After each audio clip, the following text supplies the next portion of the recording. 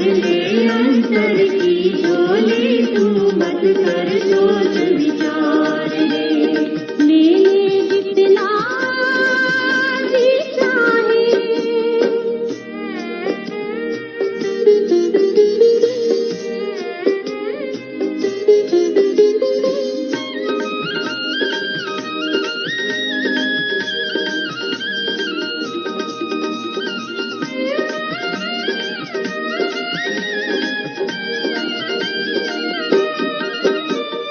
जीवन जिसका पवित्र निर्मल सच्चा सुख वो पाए। जीवन जिसका पवित्र निर्मल सच्चा सुख वो पाए। परम पिता से पुनर्मिलन हो परम धाम हो जाए। ज्योतिर्लिंग का मर्म समझ ले। ज्योतिर्लिंग का मर्म समझ ले हो जाए उद्धार रे। भर ले अंतर की झोली तू मत कर सोच विचार रे। ले जितना जी चाहे दौलत की है भरमार रे। भर ले अंतर की झोली तू मत कर सोच विचार रे। भर ले अंतर की झोली तू मत कर सोच विचार रे। भर ले अंतर की झोली तू मत कर सोच विचार रे। भर ले अंतर की झोली तू मत कर सोच विचार रे। भर ले अंतर की झोली तू मत कर सोच विचार।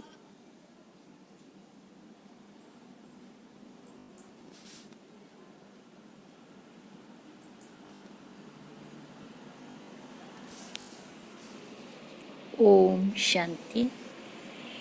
आज 6 जनवरी 2021 बाबा का साकार महावाक्य सुनते हैं। ज्ञान सागर, शांति का सागर।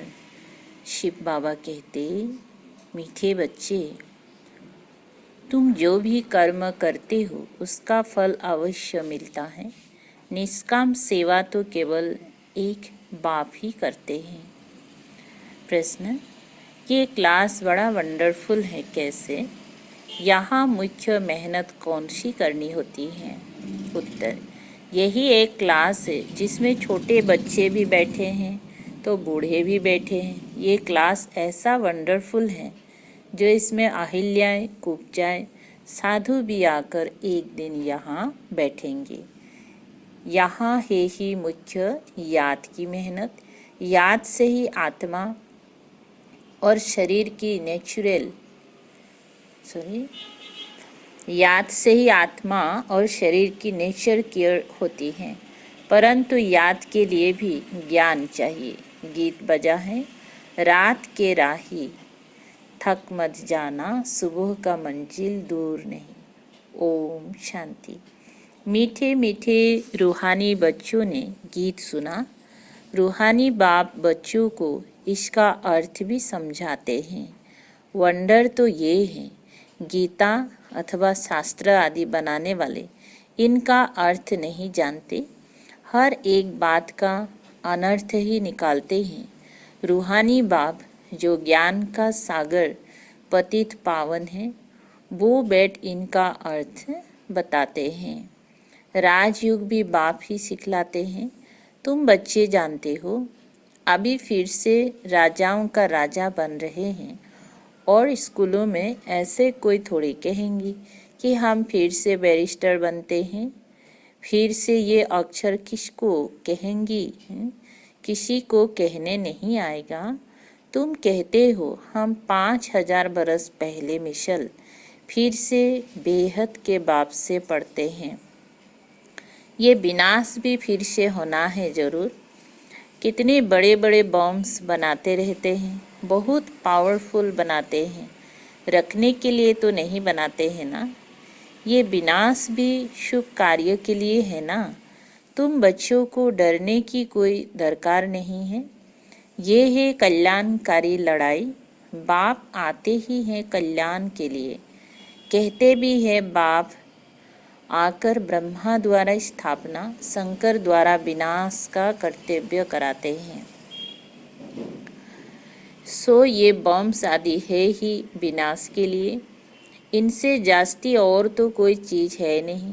साथ साथ नेचुरल कैलेमिटीज भी होती हैं, उनको कोई ईश्वरीय कैलेमिटीज नहीं कहेंगी। ये कुदरती आपदाएं ड्रामा में नून है, ये कोई नई बात नहीं। कितने बड़े बड़े बॉम्ब्स बनाते रहते हैं, कहते हैं हम शहरों के शहर ख़त्म कर देंगे। अभी जो जापान की लड़ाई में बॉम्ब्स चला है, ये तो बहुत छोटे थे, अभी तो बड़े बड़े बॉम्ब्स बनाए हैं। जब जास्ती मुसीबत में पड़ते हैं, सहन नहीं कर सकते, तो फिर बम शुरू कर लेते हैं। कितना नुकसान होगा वो भी ट्रायल कर देख रहे हैं।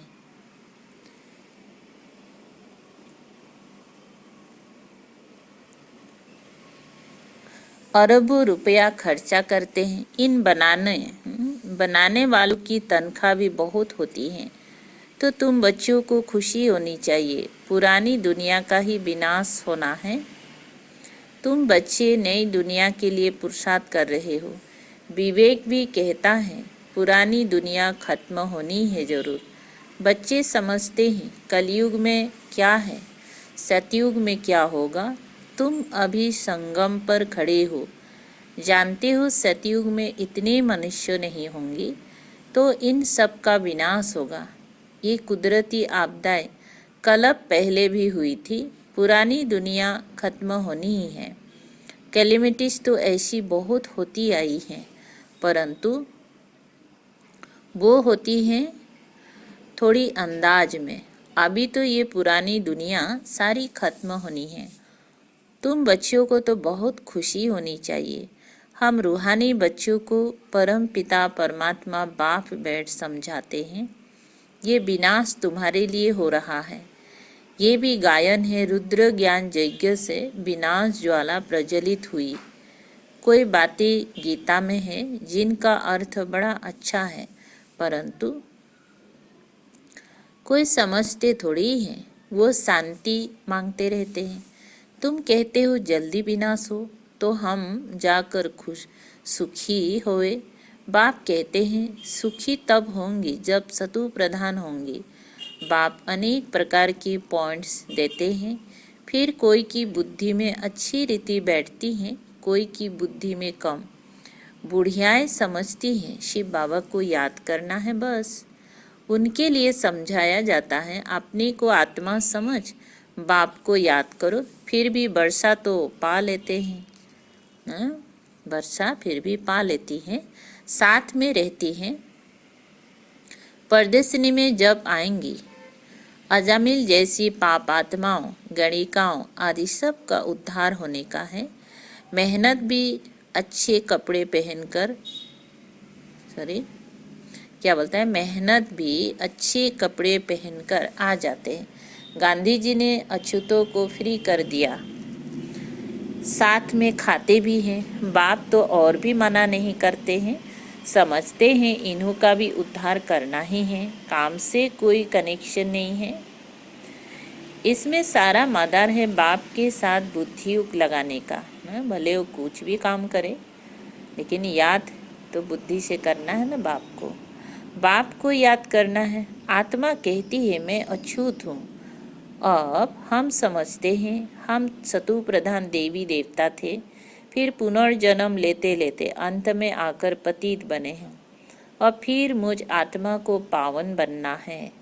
तुमको मालूम है सिंध में एक भीलनी आती थी, ध्यान में जाती थी, दौड़ कर आए मिलती थी, समझाया जाता था इनमें भी आत्मा तो है ना, आत्मा का हक है अपने बाप से वर्षा लेना। उनके घर वालों को कहा गया इनको ज्ञान उठाने दो। बोले हमारी बिरादरी में हंगामा होगा। डर के मारे उनको ले गए। तो तुम्हारे पास आते हैं, तुम किसी को माना नहीं कर सकते हो।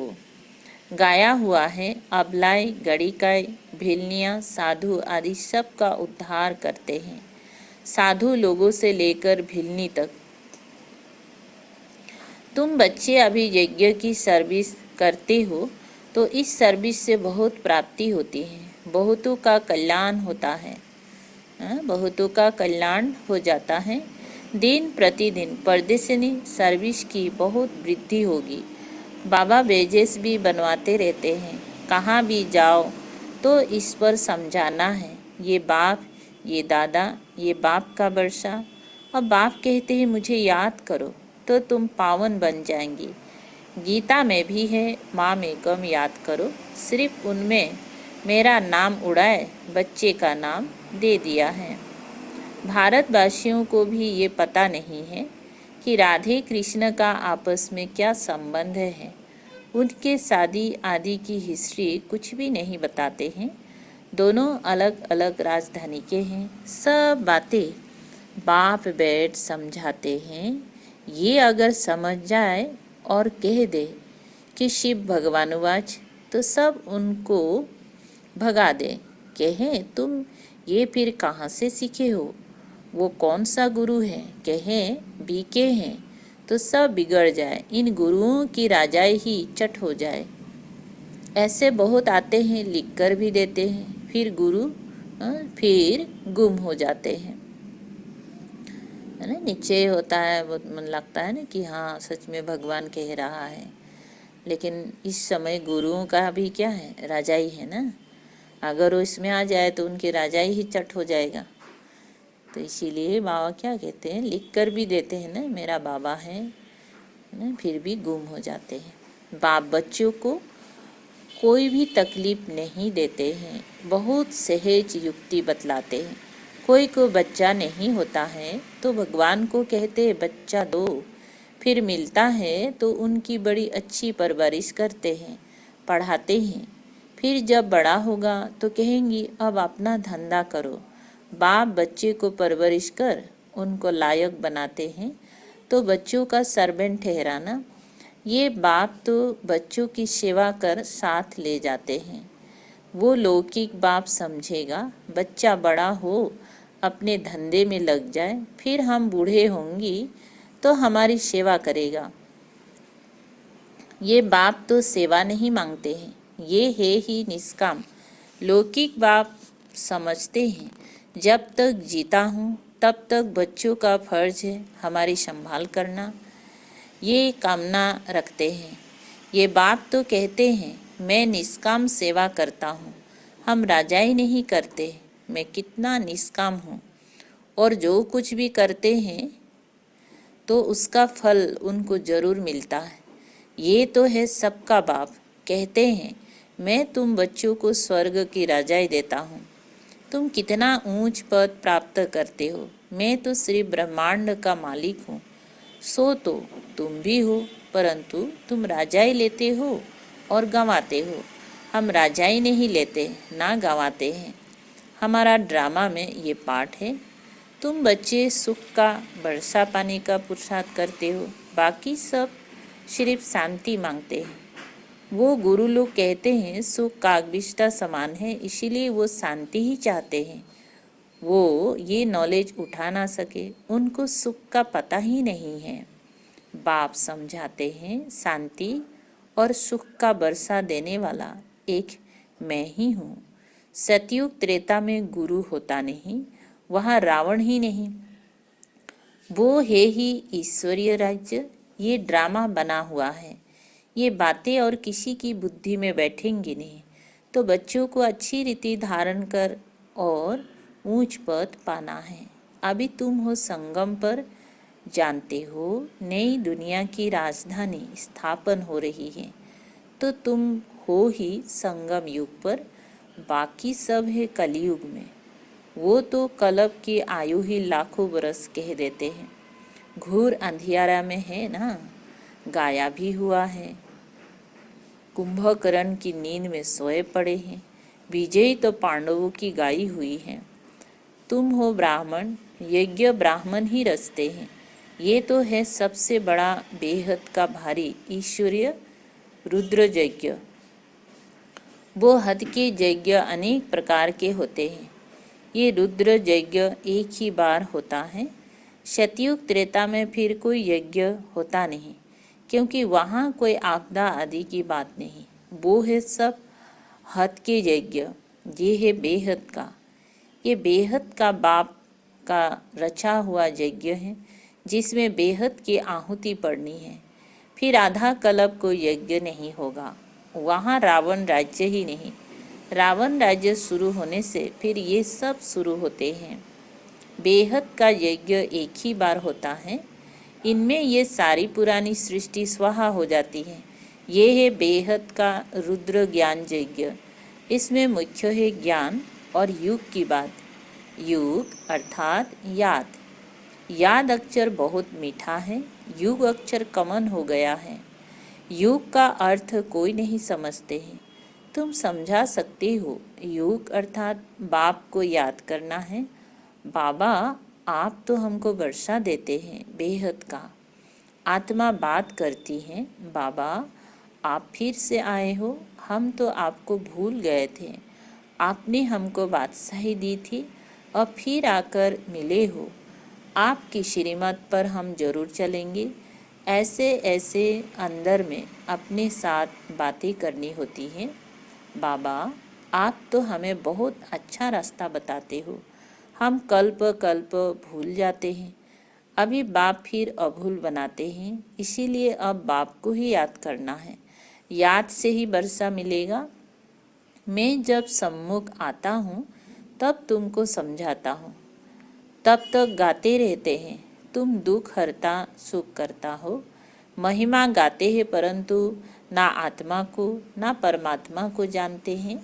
अभी तुम समझते हो इतनी छोटी बिंदी में अविनाशी पाठ नुंधा हुआ है। ये भी बाप समझाते हैं। उनको कहा जाता है परम पिता परमात्मा अर्थात परम आत्मा। बाकी कोई बड़ा हजारों सूर्य मिसल नहीं हूँ। हम तो टीचर मिसल पढ़ाते रहते हैं। कितने ढेर बच्चे हैं। ये क्लास तो देखो कितना वंडरफुल है। कौन कौन इसमें पढ़ते हैं। अबलाएं कुब्जाएं साधु भी एक दिन आकर बैठेंगी। बुढ़ियाएं छोटे बच्चे आदि सब बैठे हैं। ऐसा स्कूल कभी देखा। यहाँ है याद की मेहनत। ये याद ही टाइम लेती है।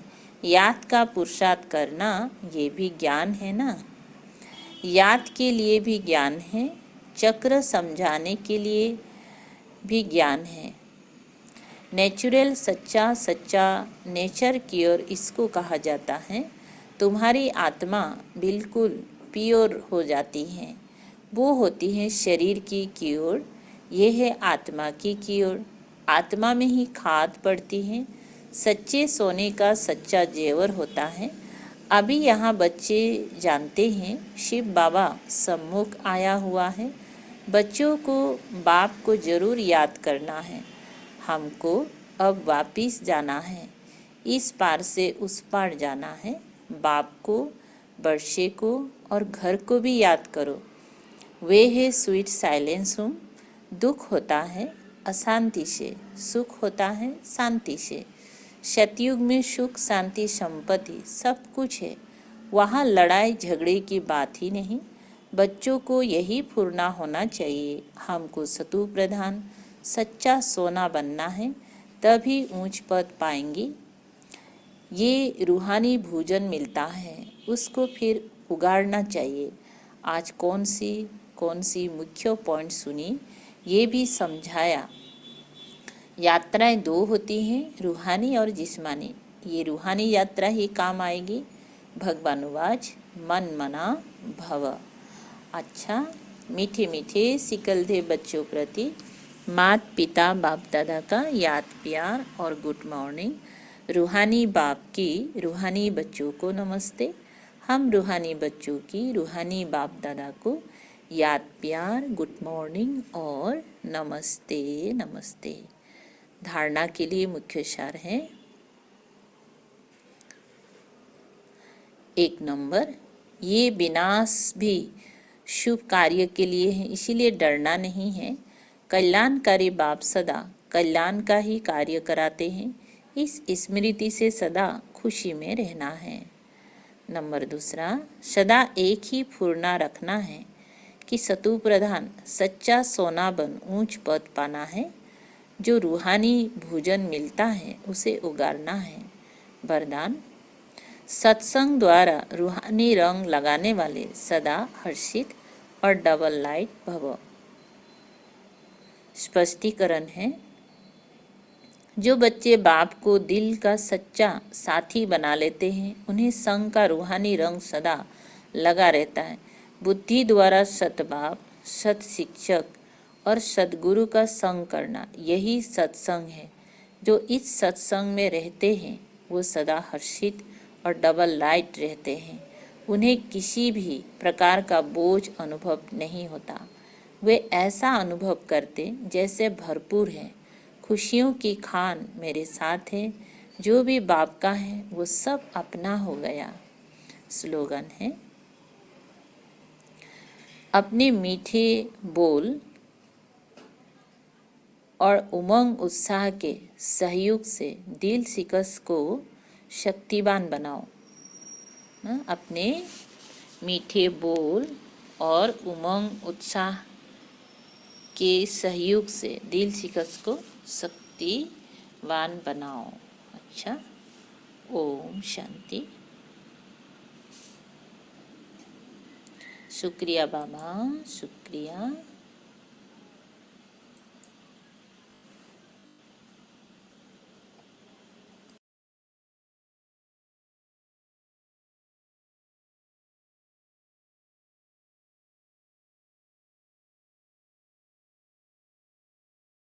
कौन सुनाएगा मुरली वहाँ, बाबा बिना दिल लगेगा कहाँ।